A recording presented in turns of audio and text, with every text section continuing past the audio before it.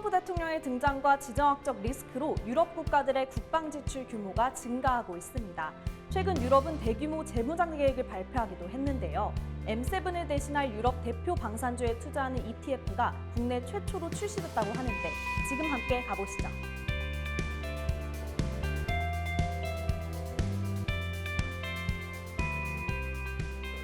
본부장님 안녕하세요. 안녕하십니까. 유럽 방산 ETF를 출시하게 된 배경이 어떻게 될까요? 유럽 방위 산업은 2022년 러시아의 우크라이나 침공 이후에 전례 없는 국면을 맞이하게 됐는데요. 지정학적 긴장 고조와 그다음에 미국의 고립주의라는 현실적 상황에 직면해서 전면적인 국방 투자 시대로 전환되었다고 생각됩니다. 유럽 국가들의 국방비 지출은 대폭 늘리고 있고요. 그다음에 2035년까지 나토는 GDP의 5%를 국방비 지출 목표로 하고 있습니다. 그리고 리암 유럽이라는 총 8천억 규모의 계획 같은 정책을 통해서 체계적으로 추진된다고 말씀드릴 수 있겠습니다. 네, 유럽 방산주에 투자하는 ETF는 국내 최초인 것 같은데 미국이 아니라 유럽에 좀 집중을 하셨을까요? 현 시점에서 미국의 대형 방산 기업들은 트럼프 정부의 국방 예산 삭감 계획 그리고 우크라이나 지원 중단 등으로 중장기적인 성장성에 대해서 상당히 의구심이 많은 상황입니다. 반면에 유럽 방산기업 같은 경우에는 지속적인 국방비 증대 그리고 노후화된 국방장비 현대화 그리고 바이 유러피안이라는 직접적인 수주, 매출 확대 등 구조적인 성장 모멘텀을 가지고 있습니다. 앞으로의 유럽 방산기업들은 이런 전자전, AI든 양자 컴퓨터를 통해 가지고 암호를 푼다든지 사이버 보안이라든지 첨단 기술을 융합한 방산 기업들로 성장할 가능성이 지금 상당히 높거든요. M7을 대변할 새로운 기술주로 변모할 가능성이 상당히 높다. 이렇게 말씀드릴 수 있겠습니다. 섹터 구성 기준과 편입 종목은 어떻게 될까요? 유럽 상장 기업들 중에서 디펜스 섹터에 들어간 기업들은 다 들어가고요. 우주 항공 및 디펜스 기업들 중에서 방산 관련된 매출이 좀 높은 애들은 이제 선별해서 들어가게 됩니다.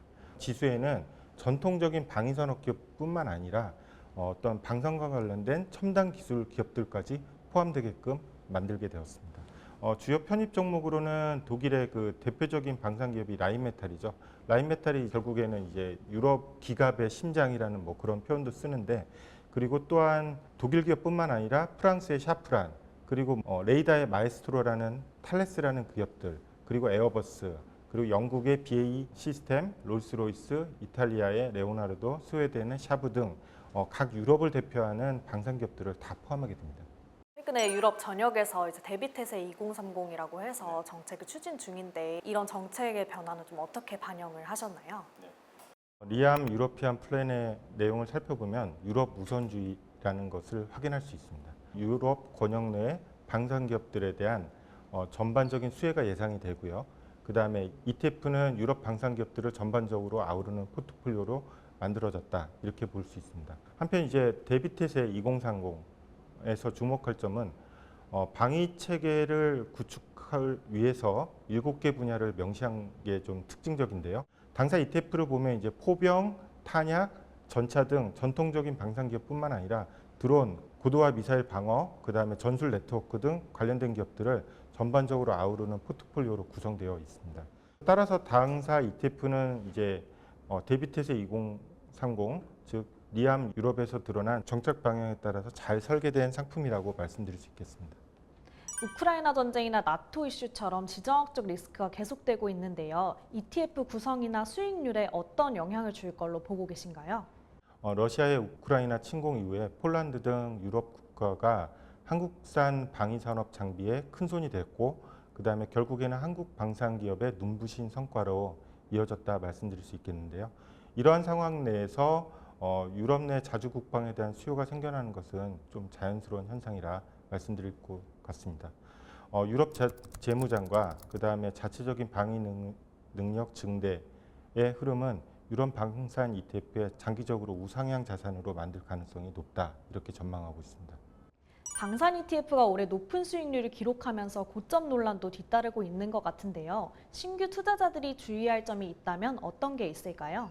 최근에 주가 상승이 어떤 전쟁과 지정학적 불안으로 야기된 특수한 상황으로 해서 만들어진 단기적인 이벤트가 아니라 구조적이고 장기적인 흐름에서 봐야 된다. 그렇게 말씀드릴 것 같습니다. 결국에는 나토의 동진, 그리고 러시아의 크림반도 합병 등 이런 뿌리 깊은 지정학적 갈등의 배경을 두고 있고요. 얼마 전 합의된 나토의 국방비 증액은 2035년까지 바라봐야 되는 어떤 좀 장기적인 시계열이다. 이렇게 말씀드릴 것 같고요. 단기적인 주가 변동보다는 장기적인 관점에서 바라봐 주셨으면 좋겠고요.